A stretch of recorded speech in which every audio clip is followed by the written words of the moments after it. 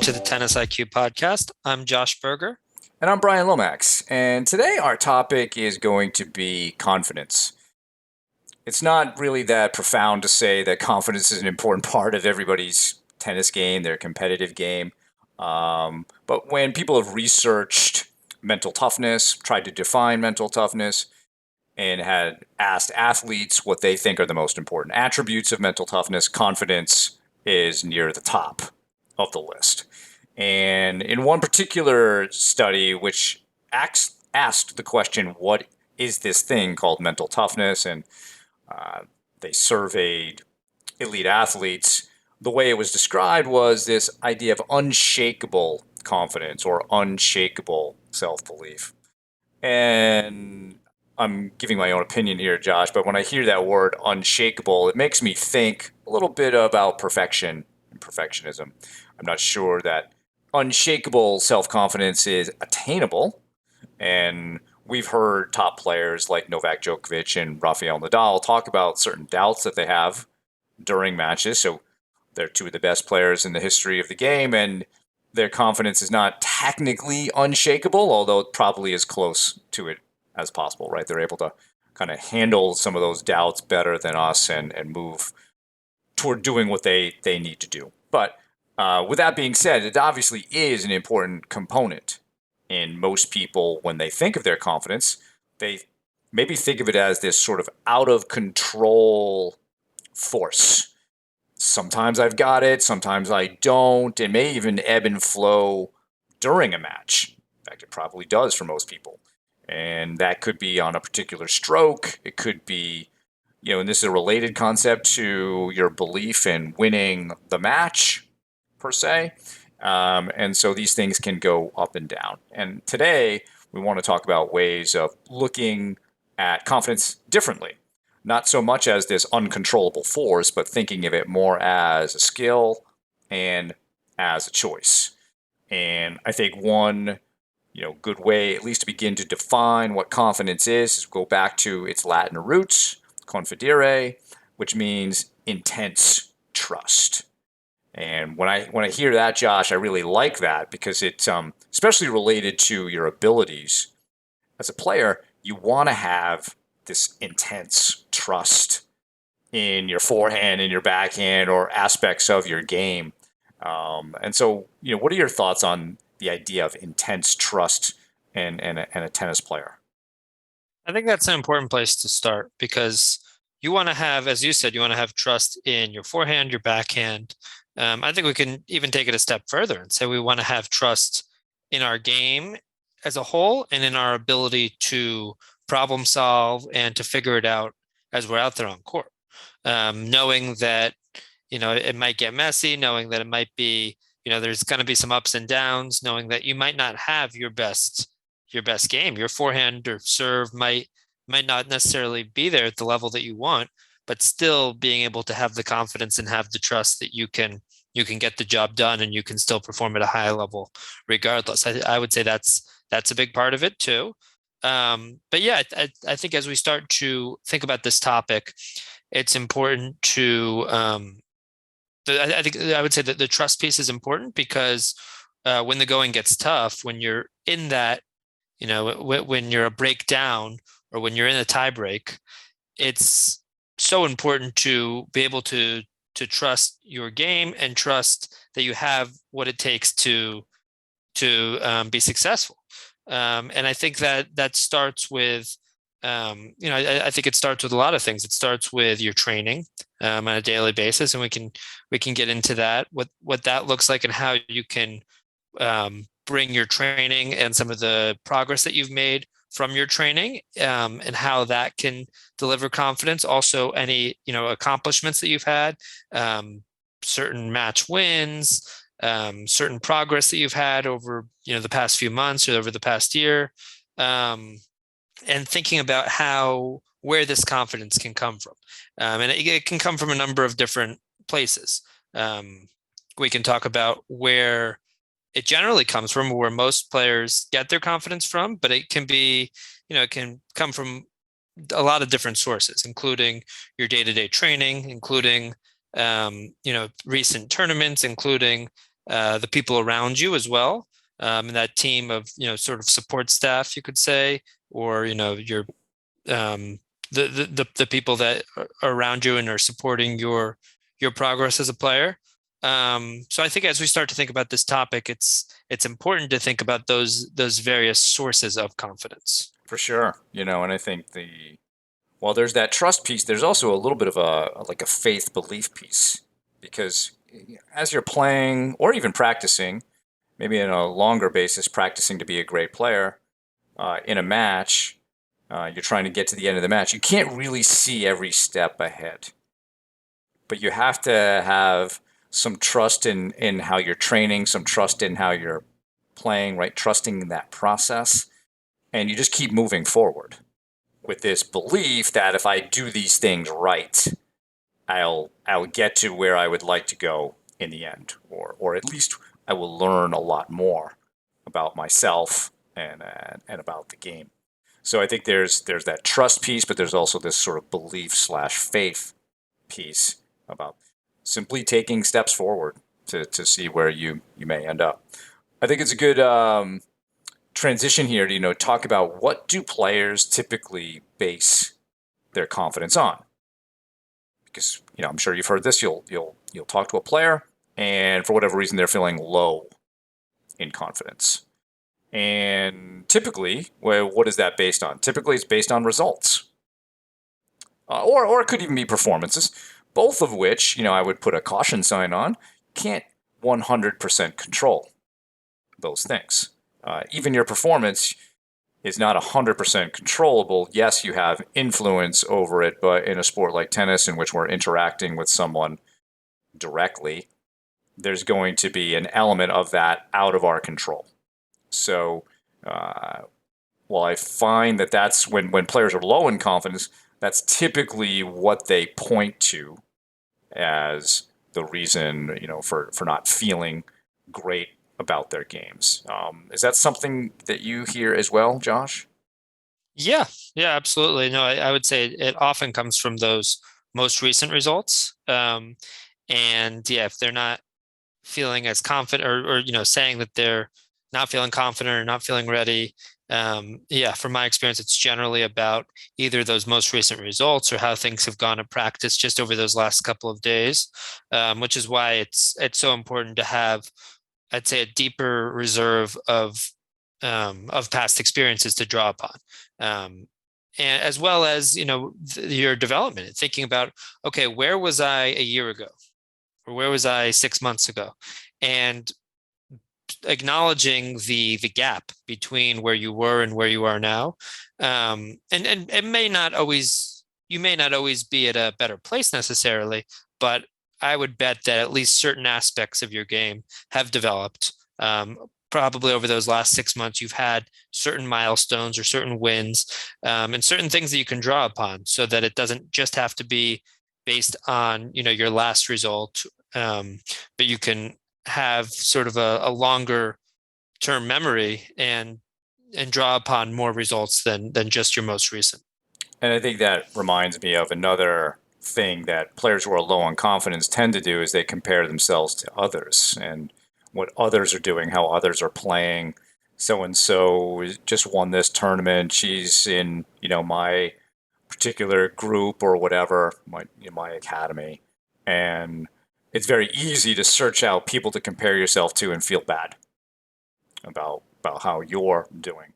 But what you just referenced is a more valid comparison, you to you a few months ago. And like you said, Josh, even if maybe the game isn't exactly where you would like it, there are some things that are very likely better. Perhaps even just more emotional maturity, mental awareness. Some of these things have probably improved over time. And who knows? Maybe if you just keep doing what you're doing, a big bump in your game is coming up. So, like you said, we have to find a broader list of sources of confidence to really round out the whole picture, because we as players, we as coaches are naturally looking for those alleged weaknesses, for what is going wrong, and that kind of talk and thinking can lead to doubts and focusing on our deficits rather than focusing as much as we should on our positives. So, and we know by focusing on our strengths, it can um, increase our confidence, but also increase our self efficacy, and we have more positive emotions to put into our performances. So, a couple of things I think we can also look at in terms of how to better source your confidence. Think about being prepared. How prepared. That's when if you're prepared to compete and you're able to say, "Yes, I've done everything I could to be prepared today," should feel better about going out there. So that's something we can all strive to do, is to make sure that we can answer yes to that question of have I done everything I could to prepare for today. Working on your conditioning is, or being in good shape. How are you as far as that go? That is something. Um, and I think the last couple that I had were ones that you already mentioned, but looking at that improvement and then making sure you've got good relationships within your team, your performance team, whether it's your training partners, coaches, whomever, sports psych professional. The more positive your relationships there, the more likely that your confidence can grow. Absolutely. And I mean, I think we could add in that there are some other ways to systematically grow that confidence, like a confidence journal, which I know we've talked about in the past, but um, having a specific journal to note down sources and reasons why you should feel confident. Maybe it's you're working on a certain shot during practice, and now you're able to hit the kick serve the way that you wanted to, or you're feeling more confident coming into the net, or playing against a certain type of player, or it could be other sorts of improvements that you've made. Maybe it's improvements in the gym, strength and conditioning piece, which that feeling fitter, feeling stronger will give you more confidence. I think going into a match, but also definitely in the later stages of a match, going into a third set, for instance. You feeling fit, you knowing that you've put in the hard work to get to this point will help you feel more confident in that moment. And maybe it's beating a certain player that you'd never beaten before. So in that confidence journal, you can list and start keeping track of all of these different sources and all of these different reasons why you should feel confident, reasons that you have to feel confident. These aren't just fluff like, oh, I'm the best tennis player in the world. These are actually based on your results, on your training, on everything you've been doing to get to this point. And then figuring out when do I want to look at it. Maybe it's the night before the match, feeling a little bit nervous. Maybe it's the morning of. Um, maybe it's even, maybe there's even a chance on court to look at it right after the warm up, for instance, in between sets. Figuring out when you need to look at it, when it would really help you to look at it, and I think that can also go a long way. So figuring out how you can systematically build that confidence, and then how can you have that reminder while you're out there. Now you're transitioning us to looking at confidence as a skill, confidence as a choice, and the use of the confidence journal, I think, is a great way to start to make daily deposits to your confidence bank account. And that's something we should all be doing. So, whenever we practice a skill, we want to actively practice it. And the confidence journal is an active exercise to help you make those deposits. And the thing about a confidence bank account, if we use that metaphor, is um, we want to be making deposits so that when we come to some big competition that is meaningful to us, that we have a large balance in there, because that's where we're going to need to spend the confidence. All that confidence that we've banked up until that point, we're going to need to go out there and use it and spend that confidence cash. And unlike perhaps your bank account today, there is no overdraft protection on the confidence bank account, right? If there's nothing there, you can't go borrow it from somebody. And so in that regard, it's a skill they want to do, and I think we can talk about more ideas about that. But confidence is also a choice. And to some people, that sounds a little strange, I think, because they still think it's more of a this sort of ebb and flow force that is not controllable. But we can consciously choose to be confident, and it can just start with your body language. Walk around with confidence. Walk around like this is your court, and you got this. And you can then pair some great self-talk with that. That's either motivational or instructional in some way. And so we can go out there and choose to be confident, because if you're not choosing to be confident, then you're, whether consciously or subconsciously, choosing not to be confident. And that will give an advantage to your opponent in any match that you play. So we want to make sure that we look at this as a skill, that we're doing little daily things like the confidence journal to add to our confidence bank account, as well as choosing to be confident, choosing to work on this as a skill. And it can start with something as simple as your body language. We know that how you are physiologically will change how you think psychologically. So, and it goes the other way around, right? It's a circular or a cycle type of thing. But we can start with an action to drive a particular state of thinking. So start with your body language and then let everything kind of flow from there. Absolutely. And there's a lot of research that by starting with your body language, it sends a signal to you to feel more confident. Your actions and your behaviors are deeply connected to your emotional state. So I think that that's great advice. And another thing we can do is, the night before or the morning of, visualizing. That also is something that sends a powerful signal to our brains as if we've already been in that situation. So visualizing the way that we want to be playing points, visualizing our body language in between points as well, visualizing how we want to respond to maybe certain tough situations that we may encounter out there.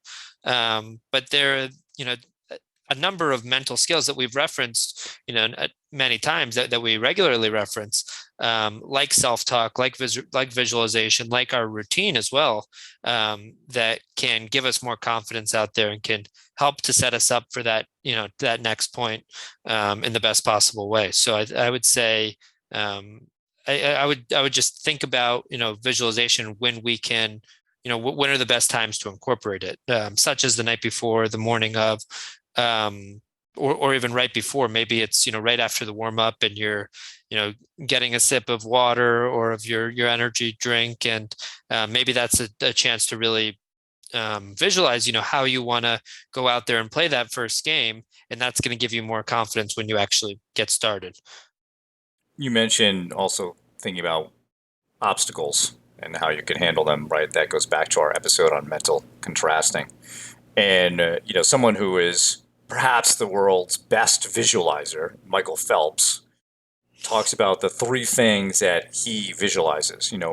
What he wants to happen, what he doesn't want to happen, and then sort of like what he thinks will happen.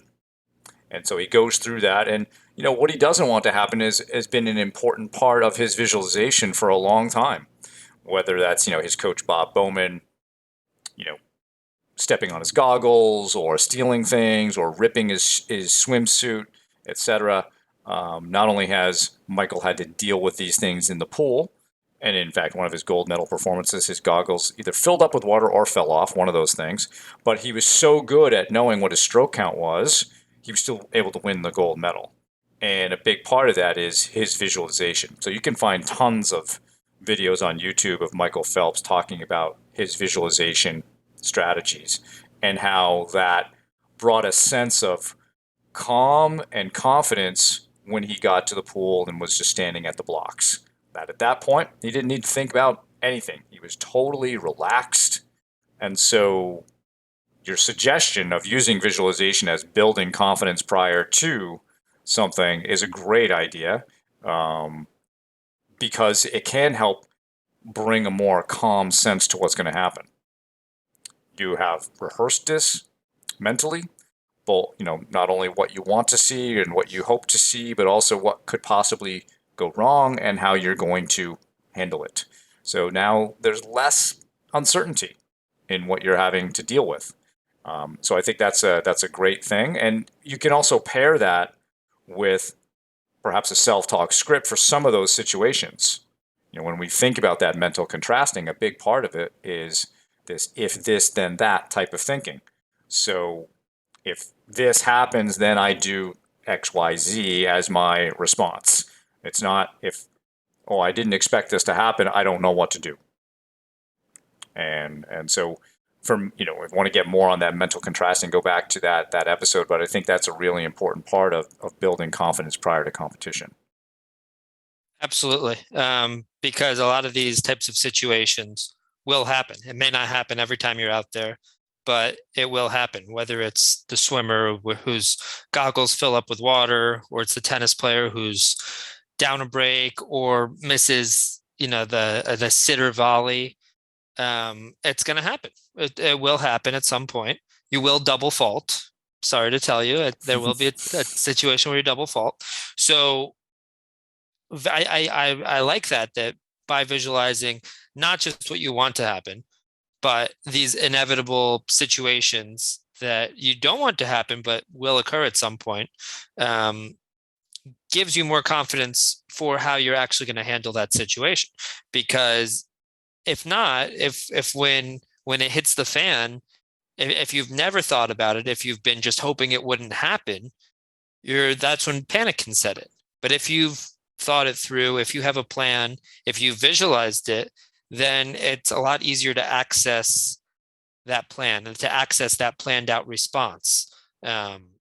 So I like that a lot. It actually reminds me a little bit. This is sort of a off the wall comparison a little bit, but I think it makes sense. So I recently did a scuba diving certification.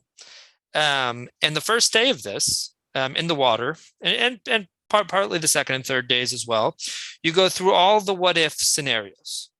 Maybe not all of them, but at least the main ones. What if your mask fills up with water?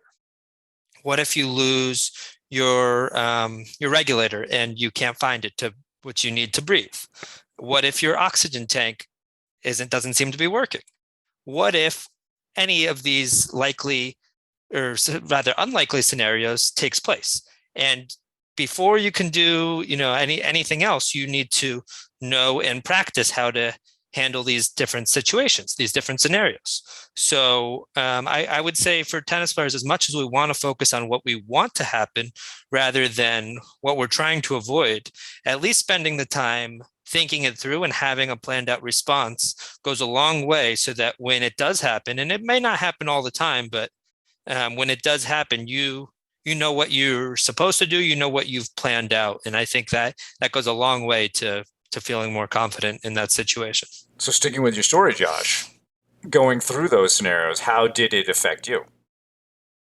It really affected it really made a huge difference. I mean, I the difference between me going into the water for the first time without, before having done any of these different safety scenarios and knowing the steps. And I, sort of freaked out at first and went right up to the surface. But after a few days, just feeling so much more confident, so much more comfortable, knowing that if these situations do take place, I know exactly what to do. I've practiced it time and time again over these last few days. I have a plan and a backup plan as well. So I know what I'm supposed to do, but I also have sort of a bailout situation, which is maybe a little bit different from tennis. But I think also thinking, to bring it back to tennis, having a plan for some of these situations. And I think we can be specific. Like, what if, let's say your forehand's your best shot? What if you're in a situation your forehand just can't find the court? You're making too many unforced errors. What should you do? For some players, that might look like adding more spin. For some players, that might mean maybe you don't run around quite as many backhands as you usually do and don't rely on your forehand as much. Maybe you incorporate the slice. but having a plan for that situation, and then maybe it's a plan B, or just thinking through that situation, at least having that conversation with a coach, with your parent, with a sports psych professional, so that you've thought through, what if you double fault at a big moment? How are you going to handle that? How are you going to spend that time in between the next point? Are you going to make any adjustment going into your next serve? But going back to this example, it really does make a huge difference just for how confident and for how prepared you ultimately feel. Your comment about feeling better on day 2 and day 3 also reminded me that one of the things that players can struggle with is just the lack of confidence about competing. Maybe their nerves or anxiety or fears about that. And the more that you get used to it, the more exposure you get to some of these things is another way of beginning to build some confidence. And we know that a lot of players, especially younger players, as they get into tournament tennis, and I don't have the exact stats on this, but we know that a lot of players leave the game after their first tournament. Maybe it's not an enjoyable experience, something happens, right? And you can understand there are a lot of elements there. Not everybody can win, and maybe just people don't like the idea of competing, perhaps. But the more that we do these things, the more that we practice, and like you said, even practicing your responses to these different things, the better we feel. So the more we're exposed to that, the more confidence we gain in our efficacy in those moments. So I think it's important that for those who feel maybe a little bit nervous about entering competitions, it will not always be horrible forever. Uh, It'll yeah. get better, and especially if you can have that perspective, knowing that okay, maybe the first tournament is not going to be so great, and I'm going to probably be pretty nervous, and but we don't want to read into that too much. It's almost like you have to go through that experience to get to the next thing, and then the next one will be a little bit better, but maybe still not great, and then you got to get through that. And it's a matter of traversing all these different obstacles and challenges and adversities so that you can begin to progress your game. But it'll also be fueling this experience and confidence bank account as you go along. I think another area we can look at, Josh, in terms of building confidence, if we go back to the idea that we're often looking at our weaknesses, is really be cognizant of working on your strengths. Really basic definition of a strength is something you're good at and enjoy doing. So, if your forehand, the in-saddle forehand is your favorite shot, well, make sure you're practicing that. Make sure you're trying to take it to the next level, and that you know how that particular shot helps you to be effective on the court. So the more that we focus on our strengths in practice, but also remind ourselves of our strengths prior to playing. Remind yourself of how you play, how you compete. And that stuff really goes through what you're good at.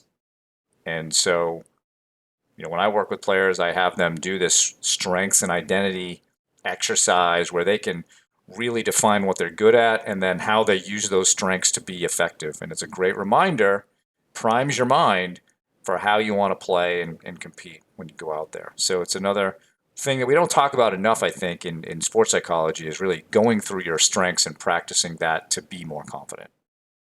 That's a great point. That is. And we talk about reminders. There's a lot that players can do to set up reminders so that they can access that during a match. Can be easy to, in the heat of the moment in a match, lose sight of some of these things that you want to keep in mind. And some of it can have to do with your strengths or some of these sources of confidence. And sometimes we see pro players decide on during a changeover or before a match, looking at something that they've written down. Maybe it's a notebook, maybe it's an index card. And I know we've talked about this in the past, but that is something that I think more and more people can benefit from. And you can decide what's going to be on there. It could be certain strategic aspects. It could certainly be sources of confidence. It could be mental reminders that you want to have. And over time, that's going to change. It's can be thought of as sort of a working document that, you figure out, hey, this was really helpful having on here for when I was competing. Okay, this maybe wasn't as helpful. Okay, I'm going to rewrite it or make some changes or add some things. So that's a great way to remind yourself of some of those sources of confidence, of some of those strengths, as you mentioned, Brian. And some of those reminders may help you mitigate the stress of not feeling confident during a match, or having those doubts. Like we said earlier, no one's really perfect at this. So it's normal for your confidence to go up and down during a match. We would like it to do that less. Um, but in those moments, maybe you have some reminders that help you with the doubts. And it could even just be strategies about take a few deep breaths, relax the body more. That could be a good way to reset the mind, refocus what you're doing so that you're not letting the doubting thoughts really drive how you're performing and how you're thinking. I think reminders are great, especially for those of us who are not playing college tennis, and don't have on court coaching. It really is a way for you to put down your best on court coaching that you get from your coach, your sports psych professional, others, parents, friends, things that you've read or have seen, um, different mantras to use. It's a great place to distill all of that, and you can categorize your reminders perhaps for situations, when I'm winning, when I'm losing, what do I want to do in a closing situation, what do I do when I'm not playing well. Maybe there's just a general area. You get to choose how you do that, whatever works for you. And so I think, one of my favorite quotes is from Samuel Johnson that says, people need to be reminded more than they need to be instructed. Everything on your reminder sheet, but in the heat of the moment, you may not be able to recall it. And that's why it's a great idea to have that out there with you, because no one is coming to rescue you. It's all up to you. So if you can set up systems that help you to be more confident, there's a performance coach named Brian Kane who has worked with a lot of MMA athletes, and he talks about working with those guys on setting positive mindset reminders on their phone. And so the idea is, at certain times of the day, or maybe when they go into the gym, they get these messages on their phone that help them to be in the right mindset, to bring the right perspective to what they're doing. It's a great system for getting your mind to think the way you want it to think, because it doesn't always do that. But we generally have a decent understanding of how we think when performing our best. Just may not be able to get there on our own all the time, or we let the mood of the day drive how we're thinking and feeling. What if you had a system around you that helped get you into that state more and more often? So that's a great idea. Can't necessarily use that on the tennis court, but we can go low tech solutions with paper or index cards, those types of things.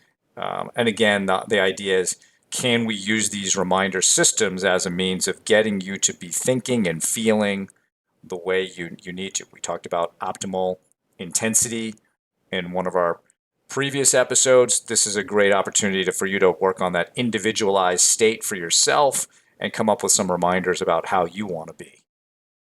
Yeah, absolutely. We talked about how important it is to figure out over time what your ideal state is in terms of how much intensity you play best with. And I think, and also another concept is trying to really dial in on what are your, what does it take for you to play well? What are those? I know you've referenced this, Brian, in the past, but what are those key ingredients for what it takes for you to play your best tennis, for you to perform at your best? So I think really spending the time thinking about that, both from a mental perspective, both from a physical perspective. What does it take for you to feel prepared? And having that sort of list of ingredients or those, almost step by step, what does it take for you to play your best? What do your best performances look like? What do they have in common?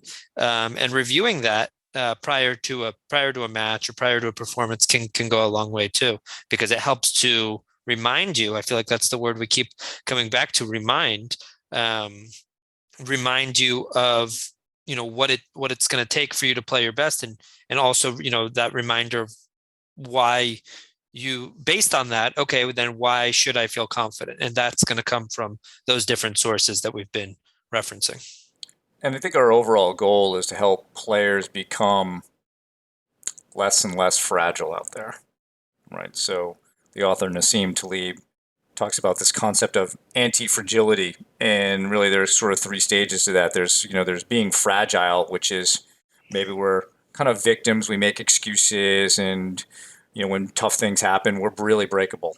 And then the next stage is becoming resilient. We're tougher now, and we can bounce back from things. But then the final stage is becoming anti-fragile, and this idea of we can handle anything. And again, that might be more about perfection than anything. But when we are on our path to becoming anti-fragile, and I think this encompasses a lot of what we've talked about today, Josh, is we want to have a process or protocol about how we deal with difficulties, how we deal with adversities. And, the worse the difficulty or the worse we're feeling, the more we've got to stick to our protocol. It's easy to, stick with an in-between point routine when you're winning and the match is going great. It's much harder to commit to that protocol when you're down a set and a break. Yet that is what's going to help us be more confident, more anti-fragile, is by really committing to our processes and protocols when things are difficult. The worst thing that we can do is be down a set and a break and just go through the motions and do nothing. And it's at that moment where we're feeling our worst and it doesn't look good that we got to commit to a lot of these things that we've just talked about. Definitely. Definitely. That's the situation in the match where it's easy to lose faith. It's easy to not feel confident or not feel as capable in your abilities, but that's really where it's, most important to be able to draw from from all these different sources of confidence so that yeah, and I think another thing that maybe it's almost assumed, but when you're when you're feeling confident, that's gonna contribute to you playing better ultimately. That's gonna contribute to you going for your shots. That's gonna contribute to you trying to play your best brand of tennis. So that's and I think also maybe a reminder in that moment that it's okay, almost losing sight of the outcome a little bit, and it's okay to go for it. Giving yourself the confidence and almost permission to go for it, to miss, but I'm going to go for it in that situation. I want to, win or lose, go out there on my own terms and play the match on my own terms, knowing that that's what it's ultimately going to take to play my best.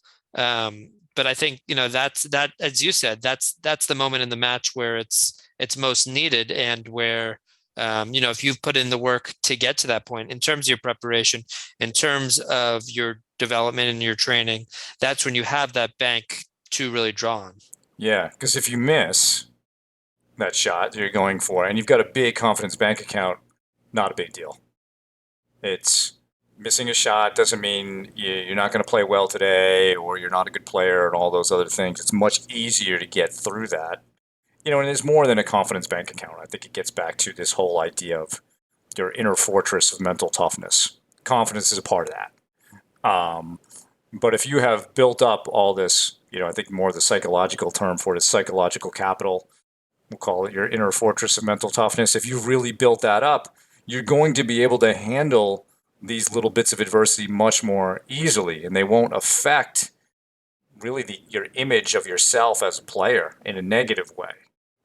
Missing a shot is simply missing a shot. It doesn't mean my forehand isn't working today or I'm not going to win or whatever. It's not a big deal.